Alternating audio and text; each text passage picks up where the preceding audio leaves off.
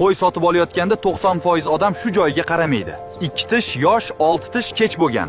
Ko'zingiz bilan emas, tishi bilan tanlang. Eng tez semiradigan qo'ylar kechasi ovqat yeydi. Chunki ular kam harakat qiladi, energiyani yo'qotmaydi. Shuning uchun kechki oziqlantirish vaznni tez oshiradi. Kunduzi esa ular ko'p yuradi, energiya sarflaydi. Agar tez semirtirmoqchi bo'lsangiz, asosiy oziqani kechqurun bering. Bu usulni professional chorvadorlar ishlatadi. Qo'yga suvni noto'g'ri vaqtda berish eng katta xato. Oldin suv bersangiz hazm buziladi, ichib ketadi va vazn olmaydi. Avval ovqat, keyin suv bersangiz qo'y sog'lom bo'ladi va tez semiradi. Bu oddiy tuz qo'yning hazmini yaxshilaydi, ishtahasini ochadi, oziqani tez singdiradi, organizmni mustahkamlaydi va vaznni tez oshiradi. Lekin ko'p berish zarar. Haftasiga 1-2 marta oz miqdorda bersangiz, qo'y sog'lom bo'ladi, tez semiradi va foyda ko'payadi. Hamma qo'y foyda bermaydi. Sust qo'y vazn olmaydi, ko'p yem yeydi, lekin foyda bermaydi. Kuchli qo'y esa tez semiradi, kam xarajat bilan ko'p foyda beradi. Sustlarni sotib oling.